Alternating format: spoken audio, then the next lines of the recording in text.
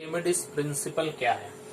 Archimedes ने ये जो प्रिंसिपल बताया ये एक्सीडेंटली बताया। उन्होंने जब वो नहाने गए तो उनके हाथ से अंगूठी गिर गई और बाथ टब में गिरने के बाद वो डूब गई।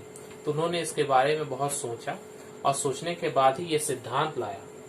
वो ये सिद्धांत वस्तु तैरती क्यों है और कोई वस्तु डूबती क्यों है, उस सिद्धांत को समझने में हमें बहुत कार्य लगेगा। सबसे पहले ये सिद्धांत क्या है? कुएं में अगर हम लोग पानी डाल के पानी खींचना चाहते हैं बाल्टी डालकर, तो वो बाल्टी जब पानी के अंदर रहती है तो बहुत हल्की प्रतीत होती है। जैसे ही वो पानी से बाहर आती है तो हमें भारी प्रतीत होने लगती है। तो इसका क्या कारण है? क्यों वो द्रव के अंदर होती है तो हल्की होती है और ऊपर आने पर भारी होती है?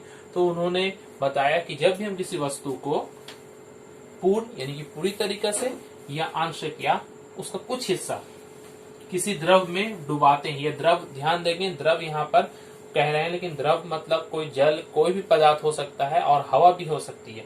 किसी द्रव में डुबाते हैं तो वस्तु के भार में कमी आती है, यानी कि वस्तु हमें हल्का प्रतीत होता है, वो असल में हल्का नहीं होता, वो हमें हल्का महसूस होता है। यानी कि ये जो भार में कमी आ रही है ये हमारा आभास है, ये कल्पना जैसा है। तो भार में कमी आती है, यह कमी जो है वो वस्तु के डूबे हुए भाग के द्वारा हटाए गए द्रव के भार के समान होते हैं। इस लाइन को समझेंगे। कमी आती है तो हम लोग सब जानते हैं, मगर क्यों आती है? यह जो कमी है ये वस्तु के ये जो वस्तु है ये डूबने पर कुछ द्रव को हटाता है। तो वो जितने द्रव को हटाएगा, कितने द्रव को हटाएगा? जितना इसका आयतन है। अगर ये वस्तु का आयतन अगर 2 लीटर है तो ये 2 लीटर पानी को हटाएगा। तो 2 लीटर पानी का जो भार होगा उतना ही भार इसके भार में कमी आएगी। एक एग्जाम्पल देते हैं। ये वस्तु मान लेते हैं, सबसे पहले देखिए मात्रा से समझा रहे हैं, मगर मात्रा और भार बहुत अलग चीज होता है। तो अगर इस वस्तु की मात्रा है पहले 10 किलोग्राम, इसको जब हम लोग पानी में डालते हैं तो ये 2 किलोग्राम के बराबर पानी को हटाता है। तो इस वस्तु के भार में जितना पानी हटाता है, 2 किलो हटाता है, तो इसके भार में 2 किलो की कमी आएगी, यानी कि ये अब हमें 8 किलो का प्रतीत होगा। किलोग्राम असल में बोलना यहाँ सही नहीं है, फिर भी समझाने के लिए आपको मैं किलोग्राम समझा रहा हूँ। क्यों?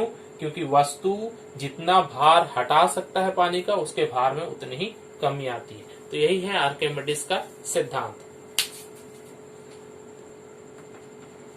बायोएंसी या उत्प्लावकता। बायोएंसी का वर्ड आप लोग इससे पहले भी सुन सके हैं। बायो, BUOY, ये बायो जो हम लाइफ बॉय कहते हैं उसी बायो का शब्द से बना है। लाइफ बॉय क्या है? वो साबुन के बारे में मैं बात नहीं कर रहा। लाइफ बॉय असल में ये लाइफ जैकेट है जो समुद्र में जब कोई जहाज जाता है तो उसके यात्री को ये पहनाया जाता है ताकि वो अगर पानी में डूबे तो वो पानी में डूबे नहीं, ताकि ये लाइफ बॉय रहने से वो ऊपर तैरते हुए रहे। वो जैकेट आप लोगों ने देखा है। तो वही वर्ड से बना है बायोएंसी। असल में ये साइंस में ये बायो शब्द का मतलब क्या है? अगर हम इसे हिंदी में समझे तो उत्प्लावकता, यानी कि जो तैरने के लिए जो बल लगता है, ये बल क्या है? आप लोगों ने कभी किसी बाल्टी में जग को या मग जो होता है उस मग को आप लोगों ने डाला है। मग को जब हम जबरदस्ती नीचे की तरफ जब डालते हैं तो वो छोड़ देने पर वो ऊपर की तरफ एक बल उस पर कार्य करता है और वो ऊपर आ जाता है। तो वो जो ऊपर आता है वो जिस बल के कारण आता है उसे ही हम लोग बायोएंसी और प्लावकता कहते हैं। ये आप लोग करके घर पे देख सकते हैं कि बायोएंसी है क्या। जब भी हम किसी वस्तु को किसी स्थिर द्रव में, स्थिर द्रव होना चाहिए, वो मूवमेंट वाला नहीं होना चाहिए। स्थिर द्रव या गैसीय पदार्थ में, हवा जैसे एक गैसीय पदार्थ है, गैसीय पदार्थ में डुबाने पर उस पर लंबवत रूप से, लंबवत मतलब अगर ये एक वस्तु है तो इस पर 90 डिग्री का एंगल बनकर जो कार्य करेगा, अगर ये वस्तु है तो इस पर जो बल कार्य कर रहा है वो इस पर लंबवत रूप से होना चाहिए, ऐसे, वो तिरछा ऐसा नहीं होना चाहिए। ये लंबवत रूप से अगर कार्य करेगा, किस तरह का बल? ऊर्ध्वाधर बल, मतलब वर्टिकल फोर्स, ऊपर की तरफ। बल नीचे की तरफ भी हो सकता है, यहाँ पर हम ऊपर की तरफ बल का बात जो कर रहे हैं, ऊर्ध्वाधर बल कार्य करता है, उसे हम लोग उत्प्लावन बल या बायोएंट फोर्स कहते हैं। और द्रव के इस गुण को, जिस गुण की वजह से वो किसी वस्तु पर ऊपर की तरफ बल लगाता है, गुण को हम लोग कहते हैं बायोएंसी। तो बायोएंसी क्या है? एक गुण है, और इस गुण के कारण क्या लगता है? एक बल लगता है, जिससे हम लोग उत्प्लावन बल कहते हैं। ये बल किस दिशा में होता है? ये ऊपर की दिशा में होता है।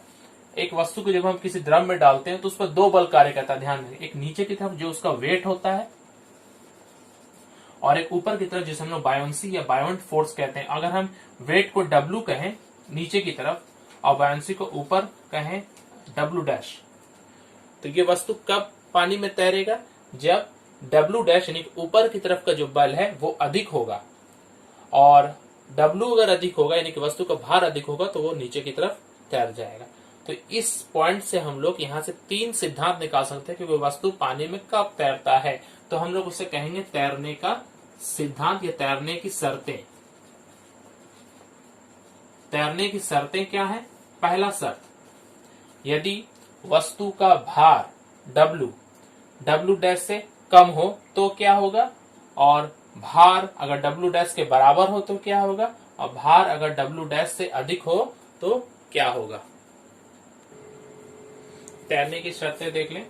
तैरने की शर्तें, अगर किसी वस्तु का भार नीचे और उत्प्लावन बल अगर ऊपर है तो क्या है, सबसे पहला पॉइंट में देखेंगे, अगर W less than W dash, W means वस्तु का वेट जो है उसके बायोंसी से अगर कम हो, मतलब ऊपर की तरफ बल ज्यादा है, तो वस्तु उस द्रव के ऊपर में रहकर तैरेगा, वो डूबेगा नहीं। पहला कंडीशन कब, जब भार कम होगा और बायोंसी अधिक होगा। सेकंड, अगर दोनों बराबर हो जाए, भार और बायोंसी दोनों बराबर हो जाए, तो इसे हम लोग कहते हैं डूब कर तैरना। तैर रहा है मगर पानी के जस्ट नीचे तैर रहा है, एकदम नीचे भी नहीं, जस्ट सतह के नीचे, इसे हम लोग कहते हैं डूब कर तैरना। कब होता है, जब वस्तु का भार उसके बायोंस फोर्स के बराबर हो जाए।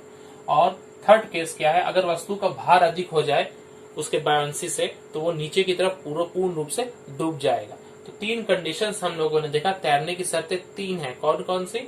सबसे पहला, भार अगर अधिक होगा तो वस्तु डूब जाएगा। सबसे पहले, भार अगर कम होगा तो वस्तु ऊपर में तैरेगा। भार अगर बायोंसी के बराबर होगा तो वो डूब कर तैरेगा, और भार अगर अधिक हो जाए बायोंसी से तो वह नीचे की सतह में डूब जाएगा। तो ये 3 शर्तें हैं जो बायोंसी पर निर्भर करती हैं।